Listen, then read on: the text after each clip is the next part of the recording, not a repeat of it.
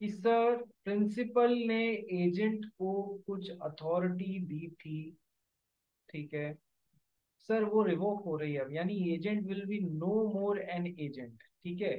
तो सर कैसे कैसे, कि सर उसमें हमको दो तीन टॉपिक पढ़ने हैं revocation of authority of agent में। टर्मिनेशन ऑफ एजेंसी, जब एजेंसी खत्म हो जाती है नंबर वन, तब एजेंट की एजेंसी रिवोक हो जाती है, ठीक है सर। ये वो तरीके हैं जिनसे कि एजेंसी खत्म हो जाती है। ये are these are the different ways through which an agency gets revoked, ठीक है। तो आ, उसके बाद में कई एजेंसीज ऐसी होती हैं जो कि इररिवोकेबल एजेंसीज होती हैं, यानी कि उनको तोड़ा नहीं जा सकता है, बिकॉज उनमें कोई दूसरा इंटरेस्ट इन्वॉल्व होता है इसलिए। और effect of termination of agency क्या होगा, यदि एजेंसी टर्मिनेट हो जाती है तो उसका इफेक्ट क्या होगा। तो ये तीन पोर्शंस अपने को रिवोकेशन ऑफ एजेंसी में करने हैं, यानी कि एजेंसी खत्म कैसे कैसे होती है, ठीक है, उसका इफेक्ट क्या क्या होता है। और कई बार एजेंसी इररिवोकेबल होती है, उसको तोड़ा नहीं जा सकता है। तो what are those things, let us start reading termination of agency या रिवोकेशन ऑफ एजेंसी, मतलब एजेंसी कैसे खत्म होती है, वंशा। Termination of agency means putting an end to the legal relationship between the principal and the agent. Provides following mode of termination. Section 201 provides the following mode of termination. ये सब तरीके से प्रिंसिपल एजेंट रिलेशनशिप खत्म होता है।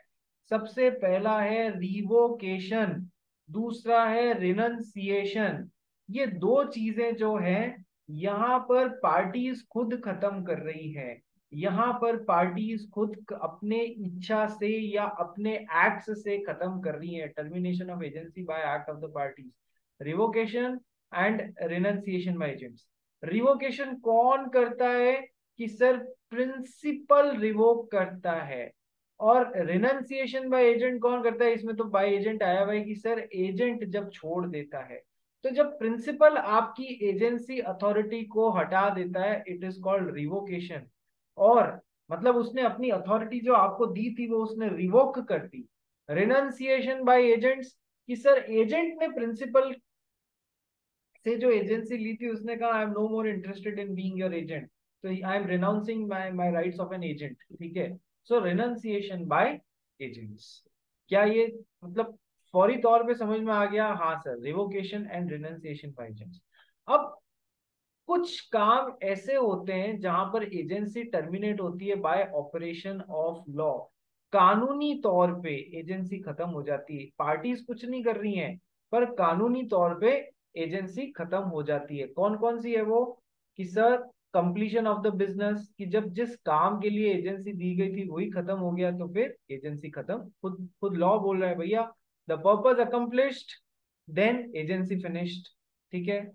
इसके बाद में डायरेक्टली ये पढ़ो, destruction of the subject matter और फ्रस्ट्रेशन ऑफ द कॉन्ट्रैक्ट, मतलब कि सर जिस चीज के लिए हमने वो एजेंसी बनाई थी वो चीज ही अब नॉन एग्जिस्टेंट हो गई है। मैंने आपको जाके बोला कि जाके मेरे कार बेच के आओ 5 लाख रुपए में, मालूम पड़ता है कि कार बेचने से पहले ही उसका एक्सीडेंट हो गया और अब वो पुरानी शेप में कभी वापस आ भी नहीं सकती।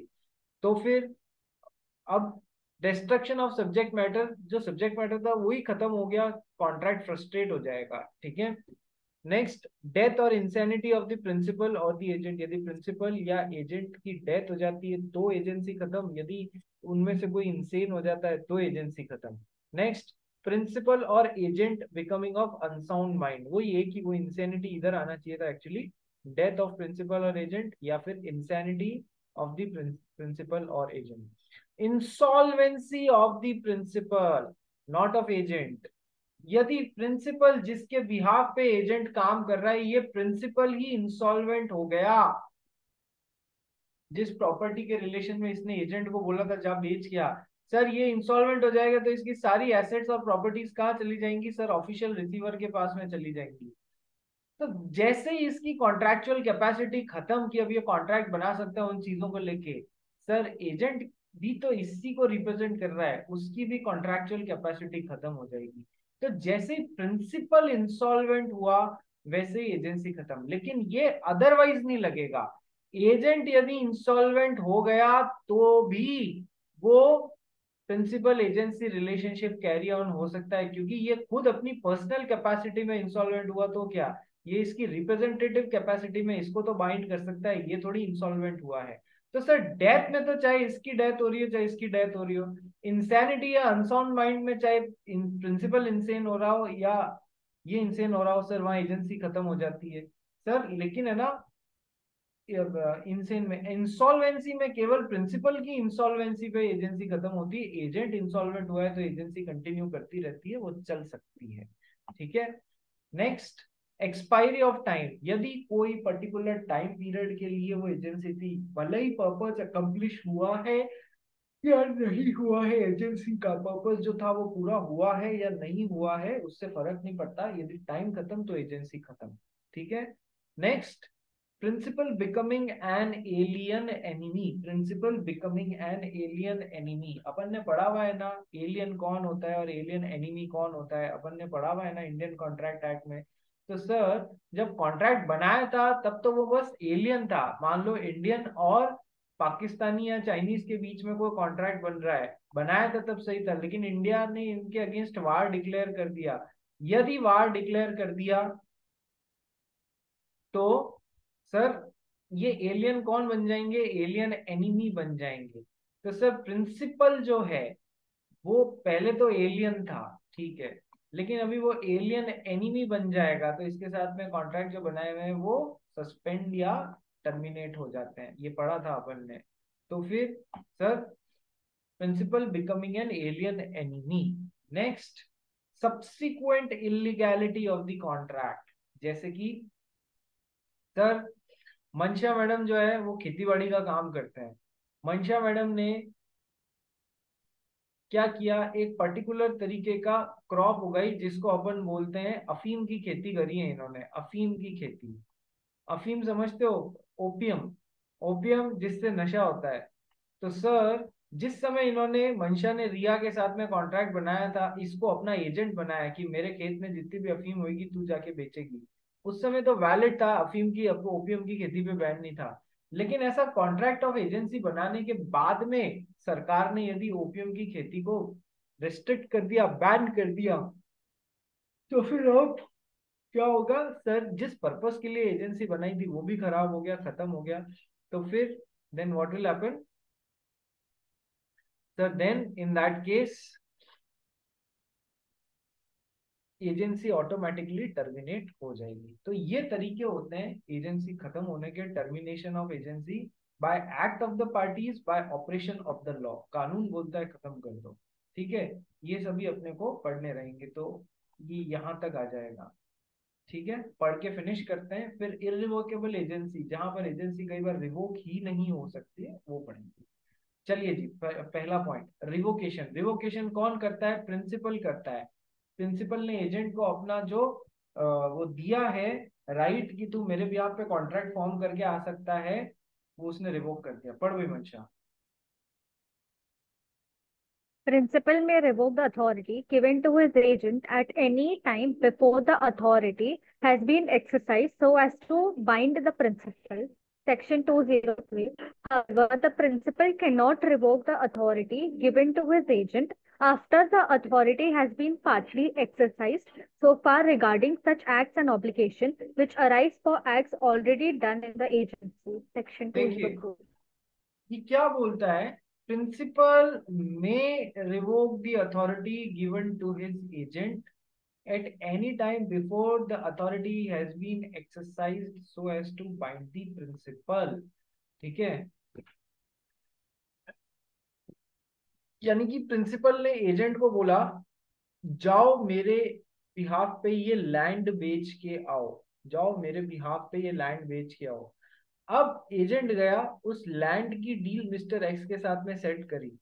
यहाँ प्रिंसिपल ने सोचा यार नहीं मेरे को मैं ये अथॉरिटी रिवोक कर रहा हूँ, तो उस अथॉरिटी को रिवोक करने से पहले ही एजेंट ने यदि मिस्टर एक्स के साथ में लैंड की डील कर ली तो फिर अब प्रॉब्लम हो जाएगी, अब वो बाइंड हो जाएगा इनके साथ में। ठीक है, तो यदि रिवोक करनी है तो ये इनको उस अथॉरिटी से बाइंड करे उससे पहले रिवोक करनी है, अदरवाइज उसका कोई मतलब नहीं रहेगा। सेकेंड, सर कई बार ऐसा होता है पार्टली एक्सरसाइज कर लेता है एजेंट अपनी अथॉरिटी। जैसे प्रिंसिपल ने एजेंट को बोला जाओ मेरे यहाँ पे 1000 पीस बेच के आओ, अभी तक इसने 500 ही बेचे हैं, 500 और बेचने बाकी हैं, और अब ये एजेंट से अपनी अथॉरिटी रिवोक कर रहा है प्रिंसिपल।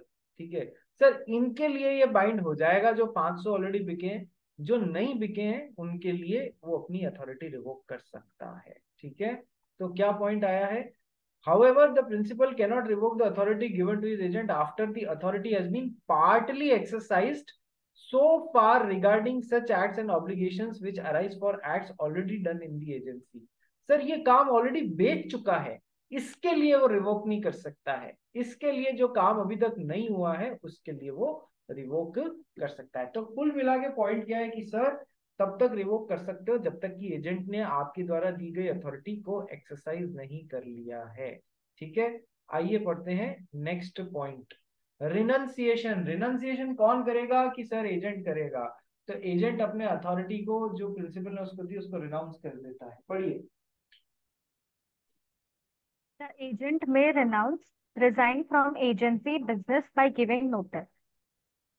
सिंपल, एजेंट में रिनाउंस और resign from agency business simply by giving notice. Notice देके छूट सकता है, नोटिस देके छूट सकता है। ठीक है, some important points regarding revocation and renunciation, दोनों पॉइंट्स के बारे में, ऊपर के रिवोकेशन और रिनंसिएशन के बारे में कुछ इंपॉर्टेंट बातें।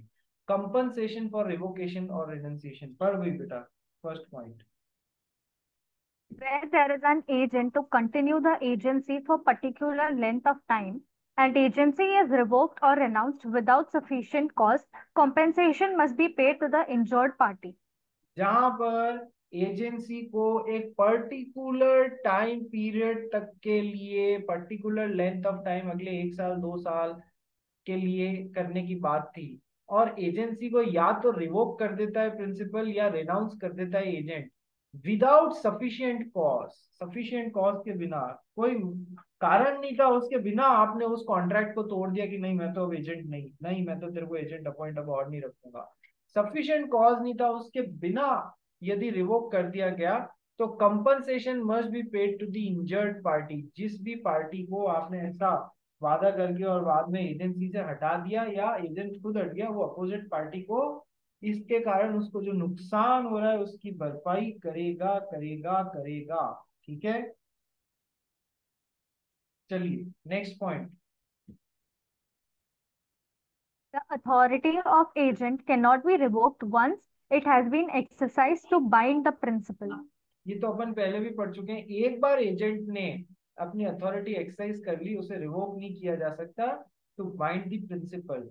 बची हुई को किया जा सकता है जो अभी तक उसने एक्सरसाइज नहीं की है। 500 यूनिट बेच दिए तो कोई प्रॉब्लम नहीं, 500 यूनिट जो अभी तक नहीं बिके हुए हैं उनके लिए रिवोक करी जा सकती है। ठीक है, next point. When the agent has partially exercised his authority, the principal cannot, by revocation, alter the acts already done. When the agent has partially exercised his authority, जब एजेंट ने अपनी अथॉरिटी पार्शली एक्सरसाइज कर ली है, principal can not by revocation alter the acts already done. पहले वाले कामों को जो एजेंट ने जिससे इसको बाइंड कर दिया है उसको वो बाद में ऑल्टर नहीं कर सकता, ऑल्टर नहीं कर सकता, चेंज नहीं कर सकता। Fourth point, notice of revocation. When the principal, having justification to do so, revokes the authority, he must give reasonable notice of such revocation to the agent. Otherwise, he can be liable to pay compensation for any damage caused to the agent. Similarly, if the agent renounces without proper notice, he needs to make good any damage thereby resulting to the principal. देखो, जब principal agent को हटा रहे हैं बिना कोई कारण, बिना कोई जस्टिफिकेशन के, तो उनको इस बात का नोटिस देना पड़ेगा एजेंट को कि मैं तेरी अथॉरिटी रिवोक कर रहा हूं। यदि नोटिस नहीं दिया तो फिर एक तो उसके कामों से आगे भी बाइंड होने लग जाएंगे। दूसरा, मतलब एजेंट को कैसे पता पड़ेगा, वो तो जो भी काम करेगा वो बाइंड हो जाएगा। दूसरा, बिना जस्टिफिकेशन के हटाया है, तो sir liable to pay compensation for any damage cost to the agent. Agent अपनी नौकरी वोकरी छोड़ के आया था 2 साल के लिए तुम्हारे लिए, 1 साल में ही तुमने उसको लात मार के रवाना कर दिया, तो कंपनसेशन पे करना पड़ेगा उसको। ठीक है, आगे बढ़। Similarly if the agent renounces without proper notice, agent ने भी सही नोटिस बिना दिए छोड़ दिया, तो फिर जो भी डैमेज इसके कारण हो रहा है प्रिंसिपल को, वो उसे भरपाई करनी पड़ेगी। वही है इंपॉर्टेंट बात, ये नोटिस दिए बिना आप छोड़ नहीं सकते हो, नोटिस देना पड़ेगा। Next. Revocation and renunciation may be expressed or implied. Example, P appoints A to sell his car. However, P himself sold it before A sells it. This is an implied revocation of authority. देखो, P appoints A to sell his car, अपन कह रहे हैं renunciation या revocation जो है वो express भी हो सकता है, एक्सप्रेसली है बाय वर्ड्स ओरल और रिटन, तब तो कोई प्रॉब्लम ही नहीं है। प्रॉब्लम कहाँ आती है, implied. P appoints A to sell his car. However, P himself sold the car before A sells it. लेकिन उसके बावजूद भी P ने खुद ने कार बेच दी, A बेचे उससे पहले। This is N implied revocation of authority, यानी कि अब उसकी अथॉरिटी ऑटोमेटिकली ऑटोमेटिकली खत्म हो गई है। ठीक है, एजेंट की। तो इम्प्लाइड वे में इस तरीके से भी एजेंसियां खत्म होती हैं। तो हमने 2 तरीके पढ़ लिए जिनसे एजेंसी खत्म होती है, रिवोकेशन और रिनोंसिएशन, यानी कि by acts of the parties agency terminate हो रही है। नेक्स्ट अब अपन वो तरीके पढ़ रहे हैं, termination of agency bye operation of law, जहां पर कानून के कारण एजेंसी टर्मिनेट हो जाती है। आइए पढ़ना चालू करते हैं। कंप्लीशन ऑफ बिजनेस, देख भाई जिस काम के लिए एजेंसी दी गई थी वो ही पूरा हो गया, तो फिर अब एजेंसी खत्म। पढ़िए इसको। An agency is automatically and by operation of law terminated when its business is completed. Example, the authority of an agent appointed to sell goods ceases to be exercisable when the sale is completed. The authority of an agent appointed to sell the goods ceases to be exercisable when the sale is completed. माल बेच दिया, अब काय का agent, भाई काम खत्म। ठीक है। Second, when where the agency is for a particular object whose performance becomes impossible, the agency terminates. Sir car दी थी बेचने को, कार ही खराब हो गई, खत्म हो गई, तो अब क्या तुम एजेंसी अपना काम पूरा करोगी, तो एजेंसी उस समय बाय टर्मिनेट हो जाती है। ये फ्रस्ट्रेशन में आएगा, कंप्लीशन की बजाय ये फ्रस्ट्रेशन में आएगा। ठीक है, चलिए नेक्स्ट। डेथ और इंसैनिटी ऑफ द प्रिंसिपल और एजेंट, पढ़ गई। An agency is determined, terminated automatically on the death or insanity of the principal or the agent. Winding up of a company or dissolution of partnership has the same effect of death. Act done by agent before death is binding. देखो समझो, या तो principal या agent, किसी की भी death हो गई है, इसकी या इसकी, किसी एक की भी, एजेंसी खत्म। दोनों में से कोई एक भी इंसेन हो गया, ये या ये, एजेंसी खत्म। इंसॉल्वेंसी में केवल प्रिंसिपल आएगा। ठीक है, एजेंट इंसॉल्वेंट हो गया तो भी वो एजेंसी चलती रहेगी। Number one. नंबर टू कि सर डेथ और इंसैनिटी, यहां तक तो हमको समझ में आ गया। अब जैसे कोई कंपनी वाइंड अप हो रही है, देखो नेचुरल पर्सन ने, यदि कोई राम ने कोई एजेंट अपॉइंट किया है, तो जैसे ही राम की डेथ होगी वैसे ही एजेंसी खत्म। अब नेचुरल पर्सन नहीं और आर्टिफिशियल पर्सन, जैसे कोई कंपनी है, कंपनी ने अपने किसी काम के लिए एजेंट अपॉइंट किया, कर सकती है क्या, हाँ सर बिल्कुल कर सकती है। कंपनी ने अपने किसी काम के लिए एजेंट अपॉइंट किया है, जैसे ही कंपनी वाइंड अप होगी वैसे उस कंपनी से रिलेटेड जो उसने एजेंट बनाया है, एजेंसी दिया है, वो भी खत्म हो जाएगी। या फिर पार्टनरशिप है 1932 वाली, जैसे ही ये पार्टनरशिप बिजनेस खत्म होएगा, सर उन्होंने जो एजेंट्स अपॉइंट किए हैं वो भी अब in no more the agents, agency business finishes. So where the agencies for a particular object, नहीं sorry, winding up of a company और dissolution of partnership has the same effect, जैसा कि एक नॉर्मल आदमी की डेथ होने के कारण उसकी एजेंसी, उसकी प्रिंसिपल ने दी हुई एजेंसी खत्म हो जाती है। Act done before by agent before the death is binding. Sir Ram principal है, इसने श्याम को अपना एजेंट अपॉइंट किया। एजेंट ने अभी तक 500 यूनिट बेचे हैं, 500 यूनिट बेचने बाकी हैं 1000 में से। पांच इस समय राम की डेथ हो गई, तो ये जो 500 यूनिट बेचे हुए हैं इनके लिए ये और इसके लीगल रिप्रेजेंटेटिव ये और ये सब बाइंड होंगे। लेकिन इसके अलावा जो 500 यूनिट बेचने बाकी हैं वो अब उसके लिए एजेंसी खत्म हो जाएगी, ठीक है।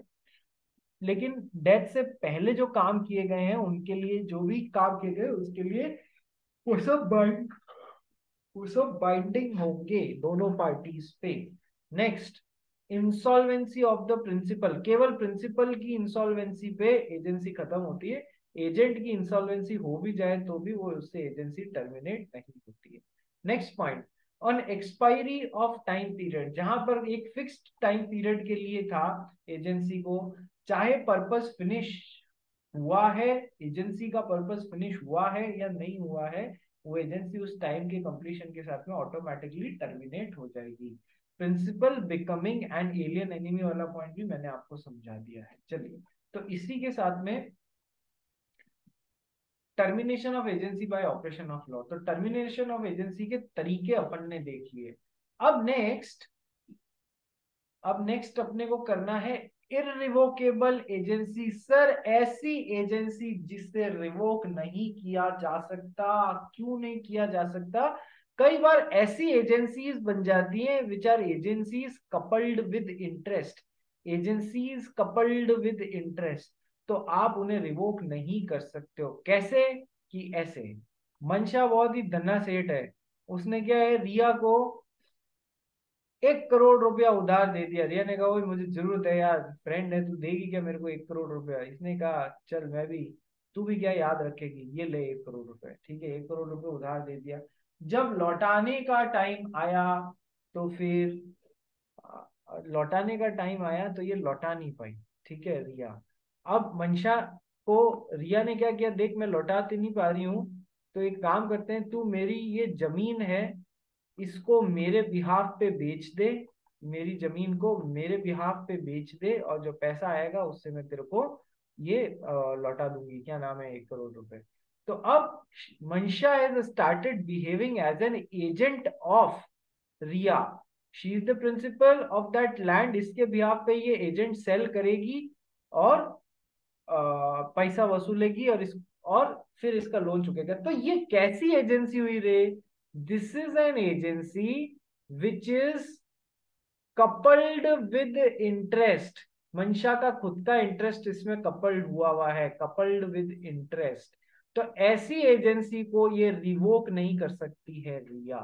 क्या सब लोगों को समझ में आया? झील, ईशा वांगड़, कनक, श्लोक, आया? तो ऐसी एजेंसीज इररिवोकेबल होती हैं। आइए, किस डेप्थ तक इररिवोकेबल होती हैं, ये और ज्यादा डेप्थ तक इररिवोकेबल होती है कैसे, ये आपको लास्ट लाइन में पता पड़ेगा। पढ़ इसको। मंशा कहाँ चली गई? इररिवोकेबल एजेंसी पढ़। When the agent has an interest in the subject matter of the contract, his authority is irrevocable until otherwise expressly agreed. This is known as agency coupled with interest. Agency coupled with interest is not revoked on death or insanity of the principal. Sir, ऐसी agency जिसमें principal ने agent का कोई हित है इसलिए ये agent बना है, this is an agency coupled with interest. ठीक है, अपना पैसा वसूलना है या ऐसा कोई बात। ठीक है सर। बाकी नॉर्मल एजेंसीज में तो प्रिंसिपल की यदि डेथ हो जाती है तो एजेंसी अपने आप रिवोक हो जाती है, लेकिन sir agency coupled with interest में प्रिंसिपल की डेथ भी हो गई या प्रिंसिपल इंसेन भी हो गया तो भी ये एजेंसी रिवोक नहीं होएगी, क्योंकि this is an agency coupled with interest. Agency coupled with interest is not revoked even on the death और insanity of the principal. Principal दिमागी तौर पे खराब भी क्यों नहीं हो गया हो, या फिर प्रिंसिपल जो है वो उसकी डेथ भी क्यों नहीं हो गई हो, तो भी ये एजेंसी खत्म नहीं होगी, ये एजेंसी सही मानी जाएगी, जिंदा चलती रहेगी। कितनी एक्सेप्शनल बात है, तुम्हारी डेथ भी हो गई तो भी मैं तुम्हारे बिहाफ पे कॉन्ट्रैक्ट बना सकता हूँ क्योंकि मेरा इंटरेस्ट इन्वॉल्व है इसमें। ठीक है, तो ऐसी एजेंसीज इररिवोकेबल एजेंसीज होती हैं। Now let's come to the, अपन ने फर्स्ट पॉइंट में क्या पढ़ा, एजेंसी कैसे कैसे टर्मिनेट होती है। कुछ एजेंसीज ऐसी होती है, सेकंड पॉइंट में पढ़ा, जो इरिवोकेबल एजेंसी होती है। थर्ड पॉइंट में पढ़ेंगे effects of termination of agency,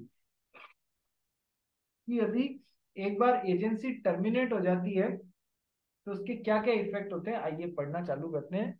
point number, अब तो इसमें हार्डली 3 ही पॉइंट्स हैं। Point number 1।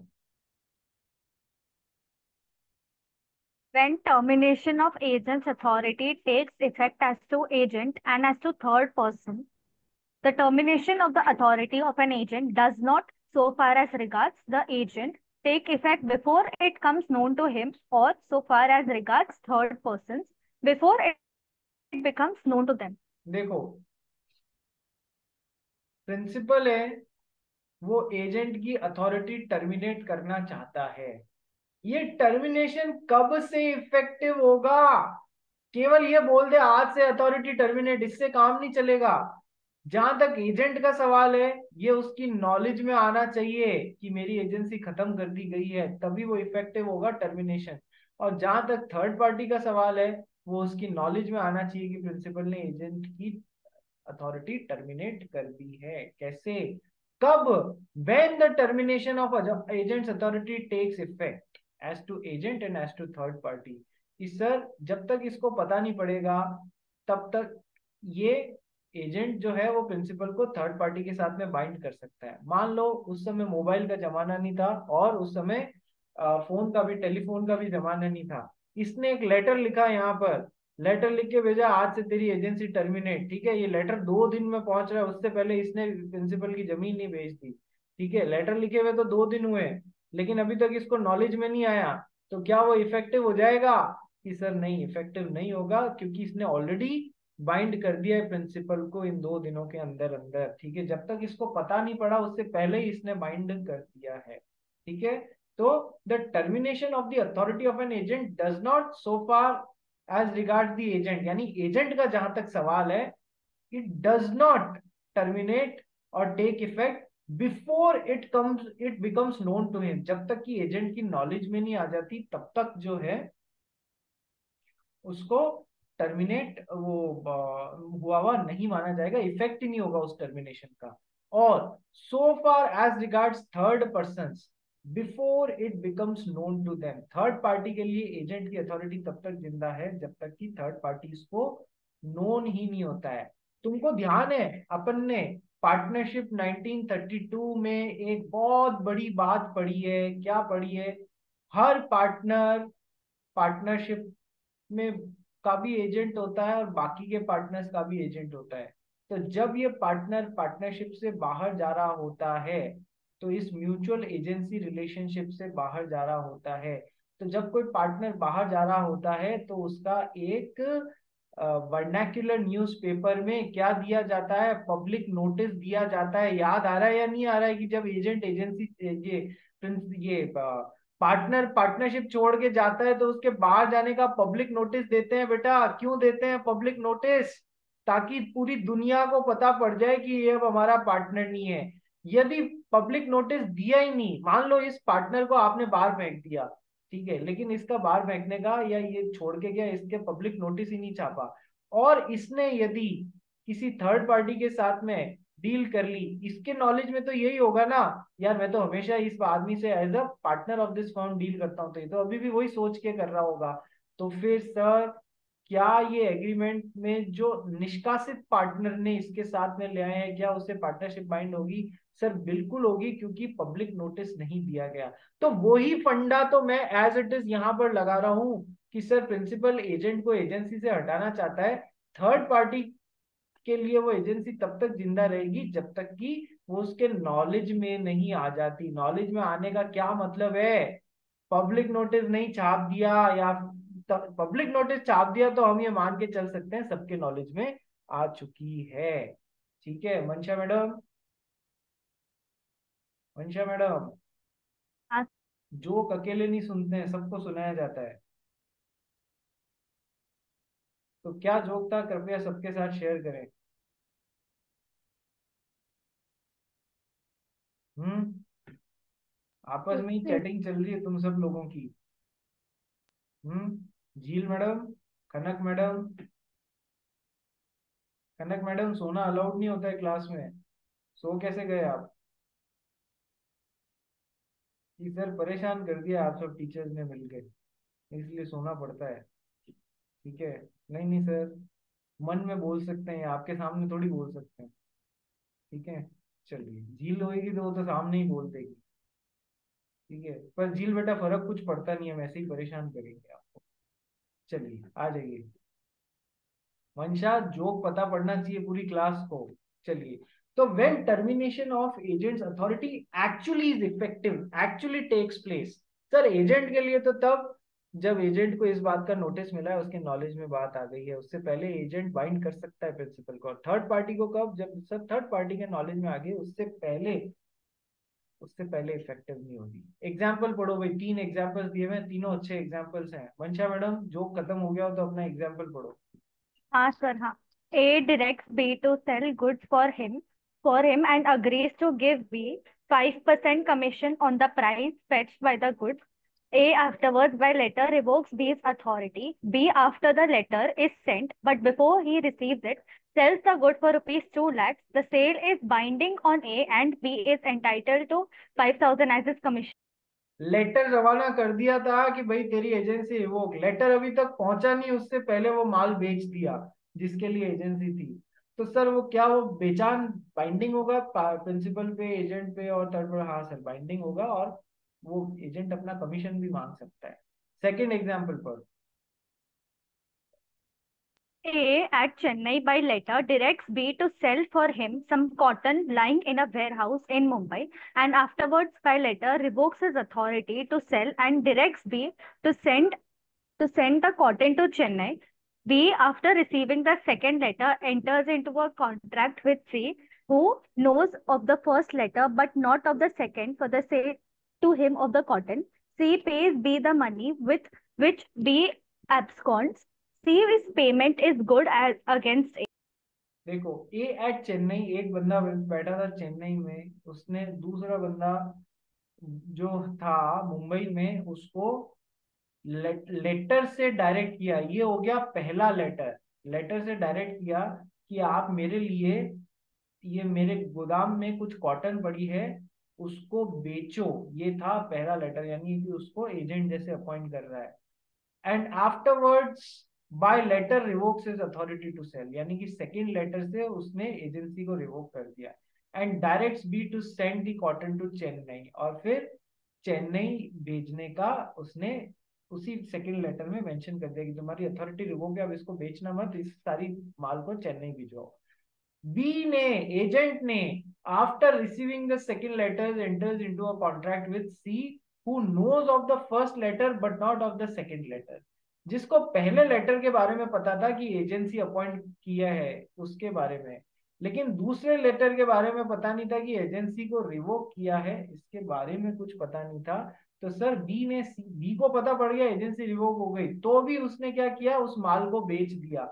माल को बेच दिया। सी बेचारे को तो पता नहीं था कि एजेंसी रिवोक हो गई है, तो सर इसने इसको पेमेंट भी कर दिया और ये पेमेंट लेके भाग गया। सर अब सवाल ये बनता है सी के लिहाज से क्या है, कि सर ये बिल्कुल बाकायदा वैलिड सेल का एग्रीमेंट है जो एजेंट ने प्रिंसिपल के बिहाफ पे बना दिया है, क्योंकि इसको तो पता ही नहीं था कि अथॉरिटी रिवोक कर दी गई है, अथॉरिटी रिवोक कर दी गई है, इसकी नॉलेज में ही नहीं था। अपन ने ऊपर अभी पढ़ा था ना, दैट एजेंसी रिवोकेशन एजेंट के खिलाफ तभी इफेक्टिव होगी जब उसकी नॉलेज में आएगी, और थर्ड पार्टी के खिलाफ तभी इफेक्टिव होगी जब उसके नॉलेज में आएगी। तो सर थर्ड पार्टी तो माल बिल्कुल वाजिब तरीके से खरीदा है। रही कसर कि इसने जो बेवकूफी की है, उससे ये इसका गला पकड़ेगा कि जब तेरे को लेटर मिल चुका था तो तूने माल क्यों बेचा। तो ये सारा नुकसान की भरपाई इससे होगी। चलिए नेक्स्ट एग्जाम्पल पढ़ते हैं। A directs B, his agent, to pay certain money to C. A dies and D takes out probate to his will. B, after A's death but before hearing of it, pays the money to C. The payment is good as against D, the executor. देखो, इसमें कुछ will say, जो आप लोग मरता हुआ आदमी वसीयत बनाता है मरने से पहले, उसके बारे में एक दो टर्म्स हैं, प्रोबेट हो गया, एग्जीक्यूटर हो गया, वो मैं समझाते हुए चलूंगा आपको। A directs B, his agent, to pay certain money to C. A ने अपना एजेंट जो बी है उसको बोला कि मेरे बिहाफ पे सी को तेरे को पेमेंट करने का है। ए डाइज, ये ए भैया मर गए, ठीक है। And D takes out probate to his will. देखो क्या होता है, जब कोई आदमी मरने से पहले विल लिखता है तो उसके मर जाने के बाद में वो विल में एक है ना एग्जीक्यूटर अपॉइंट होता है। मरने से पहले वो एक एग्जीक्यूटर अपॉइंट करता है। वो लिखता है मिस्टर ए ने अपनी विल बनाई, मिस्टर ए ने अपनी विल बनाई कि मेरी वाइफ को ये सब दे दिया जाए, मेरी गर्ल चाइल्ड को ये सब दे दिया जाए, मेरे बॉय चाइल्ड को ये सब दे दिया जाए, मेरे पेरेंट्स में से इनको ये सब दे दिया जाए, ठीक है। और इसको एग्जीक्यूट करेगा मेरा फ्रेंड एफ। एग्जीक्यूट मतलब किसको क्या देना है वो फ्रेंड देगा, ठीक है, मेरी विल के हिसाब से। तो F will be the executor, friend will be the executor who will execute that will. इस जैसे इस आदमी की डेथ हुई कि सर एग्जीक्यूटर उस विल को एग्जीक्यूट कराने के लिए कोर्ट में ले जाके उसका प्रोबेट हासिल करता है। प्रोबेट का मतलब होता है कि सर उसको कोर्ट से अप्रूव कि हाँ ये बिल्कुल फाइनल विल है, इसके बाद में कुछ नहीं है, किसी को एतराज हो तो आ जाओ, अभी तो हम फिर भी सुन लेंगे, ठीक है। मतलब कई जने होते हैं ना प्रॉपर्टी के लिए, अरे ये कैसे हो गया, वो कैसे हो गया, इसमें हमारा भी हिस्सा था, ठीक है। तो सर कोर्ट में ले जाके यदि उसका प्रोबेट कराते हैं तो फिर कोई दिक्कत नहीं है, प्रोसेस यही होती है। तो सर जो एग्जीक्यूटर थे मिस्टर डी, उन्होंने कोर्ट में ले जाके उसका प्रोबेट कराया। तो ए ने बी को अपॉइंट किया एजेंट को टू पे सर्टेन मनी टू सी, ठीक है, कि मेरे बिहाफ पे सी को पैसे दे देना। ए भाई साहब मर गए, ठीक है, A dies and D takes out probate to his will. Mister D ने उसकी प्रोबेट विल की निकाली। B after A's death but before hearing of it. अपन ने पढ़ा है कि सर जैसे ही प्रिंसिपल की डेथ होती है एजेंसी खत्म खत्म खत्म। लेकिन सर वो इस तक सूचना पहुंचनी भी तो चाहिए, तब एक्चुअली खत्म, तब एक्चुअली खत्म, तब एक्चुअली खत्म। सर उस मर तो गया था प्रिंसिपल, लेकिन सूचना नहीं पहुंची, इससे पहले इन्होंने सी को वो पेमेंट कर दिया जो मालिक ने प्रिंसिपल ने करने का बोला था। तो सर जैसे ही पेमेंट कर दिया, सर क्या ये ट्रांजैक्शन सही है कि प्रिंसिपल मर गया उसके बावजूद इसको नॉलेज नहीं थी और इसने ऐसे कर दिया? तो सर बिल्कुल ये इसकी एजेंसी अभी तक जिंदा थी, ये करने के लिए कर सकता था, ठीक है। तो बिल्कुल वाजिब। तो सेम लिंक पे रिज्वाइन करो, तब आगे का कंप्लीट करते हैं।